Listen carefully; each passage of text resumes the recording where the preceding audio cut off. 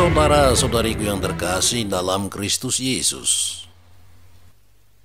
Gereja Katolik tidak henti-hentinya mengajarkan bahwa hubungan seksual antara seorang laki-laki dengan seorang perempuan adalah baik dan sakral, sepanjang keduanya terikat dalam perkawinan. Ajaran ini berdasarkan pada kisah penciptaan dalam kitab Kejadian. Kejadian 1 ayat 27 katakan, Allah menciptakan manusia itu menurut gambarnya. Menurut gambar Allah diciptakannya dia. Laki-laki dan perempuan diciptakannya mereka. Dalam ayat selanjutnya, yakni Kejadian 1 ayat 28, dikatakan, Allah memberkati mereka. Lalu Allah berfirman kepada mereka, beranak cuculah dan bertambah banyak. Penuhilah bumi dan taklukkanlah itu. Jadi sebelum laki-laki dan perempuan itu hidup bersama sebagai suami istri, dan sebelum mereka mengungkapkan cinta kasih suami istri, pertama-tama mereka diberkati oleh Tuhan. Hanya dalam perkawinan kita dapat memperoleh berkat Tuhan atas tindakan cinta kasih secara seksual. Atau lebih tepat dikatakan sebagai ungkapan cinta kasih suami istri. Ungkapan cinta kasih secara fisik dalam perkawinan ini merupakan tanda sakral akan ikatan suami istri dalam persekutuan hidup dan cinta kasih yang saling mereka bagi bersama dalam persatuan dengan Tuhan. Cinta kasih suami istri ini memberi makna pada janji perkawinan yang secara sukarela mereka ikrarkan satu sama lain. Dan dengan demikian mencerminkan cinta kasih yang setia, yang permanen, yang eksklusif, dan saling memberi diri. Seperti yang telah mereka ikrarkan satu dengan yang lainnya dan dengan Tuhan. Saudara-saudari yang terkasih, pemahaman ini dipertegas dengan tanggapan Yesus sendiri atas pertanyaan kaum Farisi mengenai perceraian. Dalam Matius 19 ayat 4 sampai dengan 6, Yesus berkata, "Tidakkah kamu baca bahwa Dia yang menciptakan manusia sejak semula menjadikan mereka laki-laki dan perempuan? Dan firman-Nya, sebab itu laki-laki akan meninggalkan ayah dan ibunya dan bersatu dengan istrinya, sehingga keduanya itu menjadi satu daging. Demikianlah mereka bukan lagi dua, melainkan satu. Karena itu apa yang telah dipersatukan Allah tidak boleh diceraikan manusia."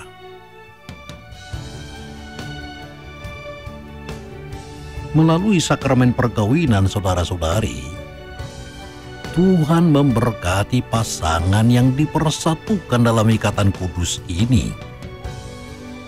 Dan dengan murah hati Tuhan melimpahkan rahmat atas mereka, sehingga mereka dapat memikul tanggung jawab perkawinan bersama dan saling setia selamanya. Di samping itu, saudara-saudari, cinta kasih suami istri yang mempersatukan mereka sebagai satu daging memungkinkan mereka untuk ikut ambil bagian dalam karya kasih penciptaan Allah, yakni bahwa seorang anak mungkin terlahir dari cinta kasih mereka.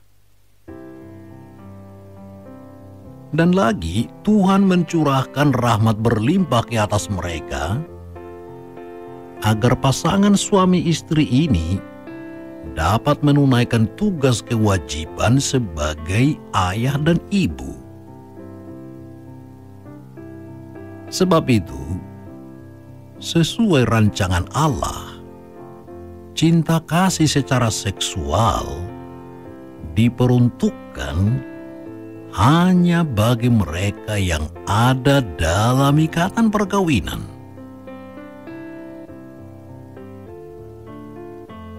Saudara-saudariku yang dikasihi Tuhan, mari kita coba berpikir dari sudut pandang seorang anak yang mungkin dikandung sebagai hasil dari hubungan seksual.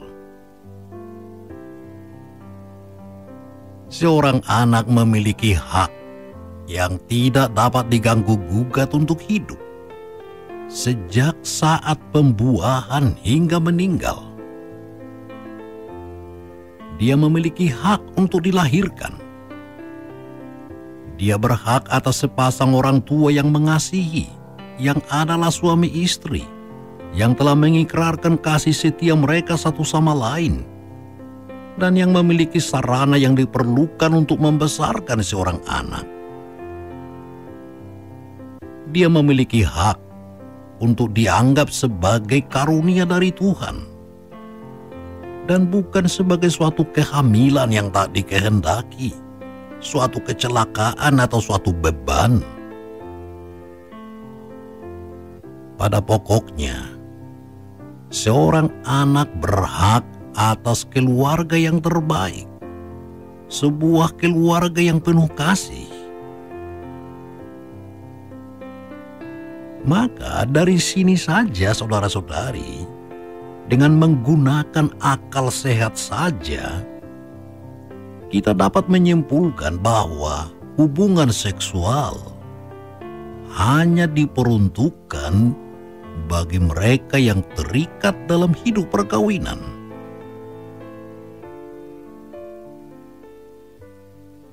Saudara-saudari yang terkasih, melakukan hubungan seksual di luar hidup perkawinan adalah bertentangan dengan martabat setiap pribadi manusia dan martabat perkawinan. Almarhum Bapak Suci Paus Yohanes Paulus II dalam ensikliknya Evangelium Vitae atau Injil Kehidupan menyesali pudarnya rasa hormat terhadap cinta kasih suami istri. Dalam ensiklik Evangelium Vitae itu beliau katakan, seksualitas sudah dikosongkan nilai pribadinya dan digunakan semau sendiri. Seharusnya seksualitas itu adalah tanda, tempat, dan bahasa cinta kasih, yakni penyerahan diri dan penerimaan orang lain dengan segala kekayaannya sebagai pribadi.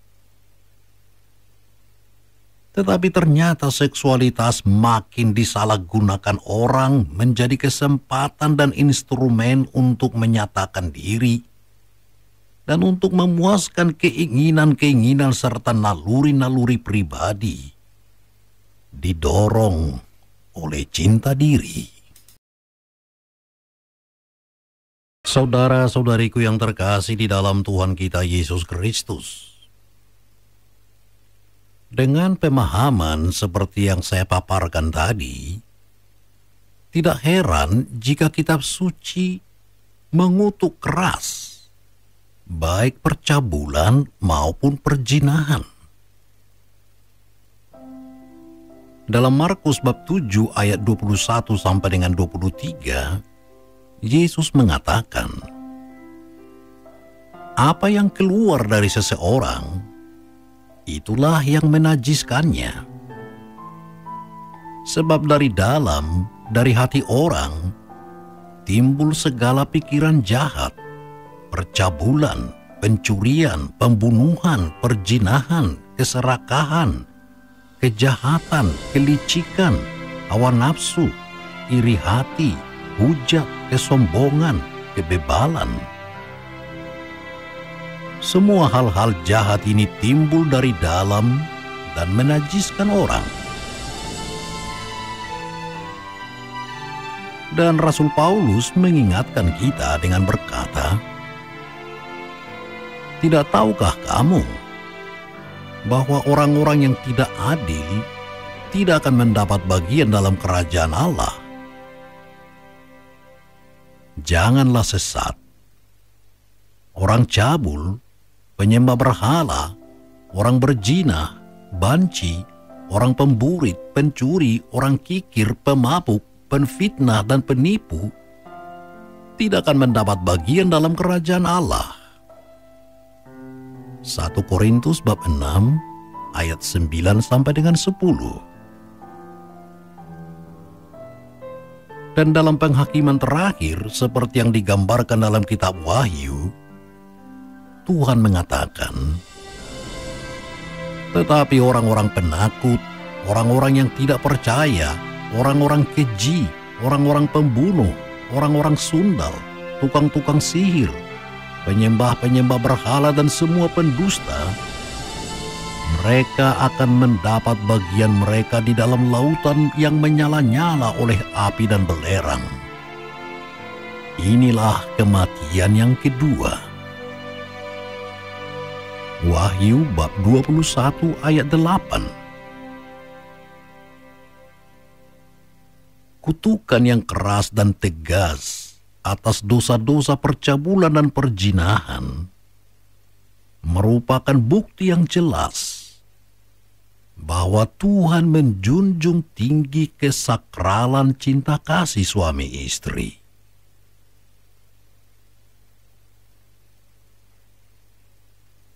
Saudara-saudariku yang terkasih, sungguh menyedihkan di abad sekarang ini kita melihat ungkapan cinta kasih suami istri dilecehkan.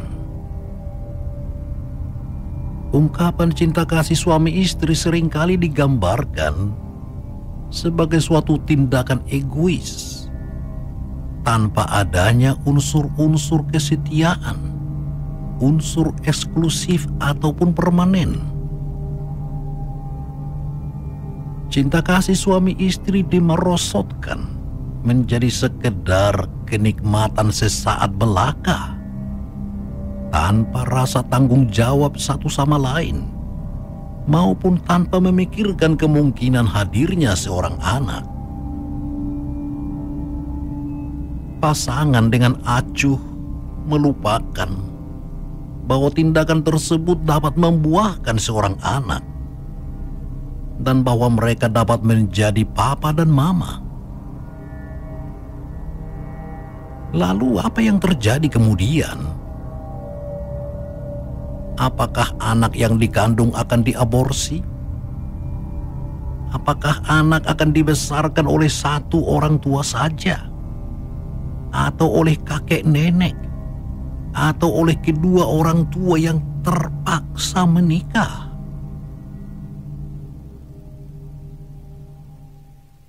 Kita melihat tragedi yang terjadi apabila kita menyimpang dari rencana Allah. Banyak orang beranggapan dirinya telah jatuh cinta kepada seseorang, lalu memberikan diri sepenuhnya kepada orang itu dalam suatu ungkapan cinta kasih manusiawi yang paling intim, dan kemudian ditinggalkan seorang diri. Banyak orang mendengar kata-kata ini, "Aku mencintaimu." Tetapi yang dicintai sesungguhnya hanyalah tubuhnya semata, bukan pribadinya. Sekedar kenikmatan, bukan suatu komitmen akan persatuan hidup dan cinta kasih. Banyak orang berbicara tentang bercinta tanpa menyadari bahwa Tuhan sendirilah cinta. Dan kita hanya dapat mencintai dalam cintanya, sesuai dengan rancangannya. Bandingkan 1 Yohanes bab 4 ayat 16. Ya, saudara-saudari, sorot mata banyak orang sekarang ini memancarkan kehampaan batin yang timbul akibat orang lebih suka mengumbar diri pada kenikmatan sesaat daripada hidup murni atas dasar perkawinan dan keluarga.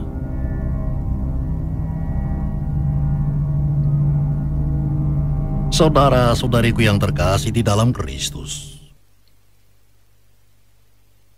gereja tidak kunjung henti memanggil umatnya untuk hidup murni. Mengapa? Kemurnian memampukan kita untuk menghormati martabat seksualitas manusiawi kita dan menghormati kekudusan cinta kasih perkawinan. Dengan demikian, orang berjuang untuk menguasai perasaan dan hasrat, menghargai kesucian cinta kasih suami istri, dan berani bertanggung jawab atas perbuatannya. Lebih jauh, keutamaan kemurnian mendatangkan kebebasan besar kepada manusia.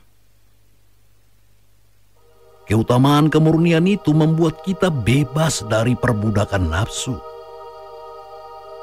Keutamaan kemurnian itu membuat kita bebas dari tertular penyakit kelamin yang begitu mudah menjangkiti orang pada abad ini karena hubungan seksual yang liar. Keutamaan kemurnian itu juga membuat kita bebas dari reputasi buruk dan dikenal sebagai nakal, sebagai sundal.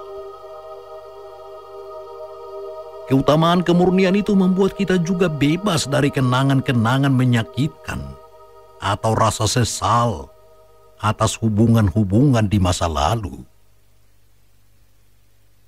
Dan yang terutama, keutamaan kemurnian itu membuat kita bebas dari dosa berat dan hukuman abadi.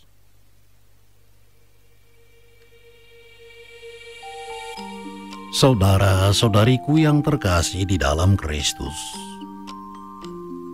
Rasul Paulus menantang kita untuk hidup sebagai anak-anak Allah yang bebas. Memang benar, pencobaan-pencobaan dunia ini sungguh besar.